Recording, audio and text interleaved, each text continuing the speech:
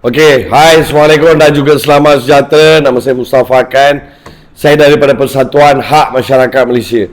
Okey, so apa yang kita nak buat setiap bulan daripada bulan depan, iaitu bulan 5, kita akan memberikan barangan untuk 10 keluarga yang dipilih. Barangannya contoh seperti barangan beras, minyak, ataupun dan pelbagai barangan untuk masalah. Kita panggil barangan apa? Barangan keperluan. Apa? Bahasa orang panggil barangan dapur. Okey, so kita akan berikan untuk 10 keluarga. Setiap bulan kita akan buat daripada bulan 5 start. Okey, tak ada ending. Okey, macam contoh kita buat tahun 2025, hujung tahun 2025 dah ending, dah tak boleh. Tak ada. Kita akan buat sentiasa selagi kita adalah, saya adalah. Okey, so kita akan berikan bantuan. Jadi siapa yang nak perlukan bantuan tersebut, okey, kamu boleh datang ke HQ PHMM, tulis borang. Kita akan siasat sama ada betul-betul kamu daripada golongan D14 ataupun golongan fakir miskin.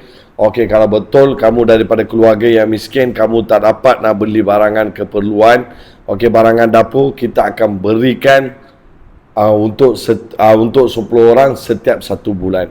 Okey, so peraturan dia yang boleh dapat adalah orang Malaysia.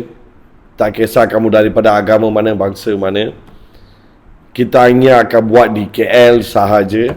Jadi kamu boleh datang setiap bulan untuk tulis borang bantuan. Kita sedia, kita nak bagi. Kita tak kisah kamu daripada agama mana, bangsa mana. Okey, kamu tak ada barang dapur, kamu boleh datang tulis ni. Setiap bulan kita akan bagi. Okey, untuk 10 orang yang dipilih, yang betul-betul fakir miskin. So kita bukan saja menolong untuk mangsa alung, pinjaman wang blessing, scam, hilang duit dalam pelaburan ataupun dan lain-lain. Kita akan berikan sumbangan setiap bulan kepada 500 orang. Kita berikan makanan.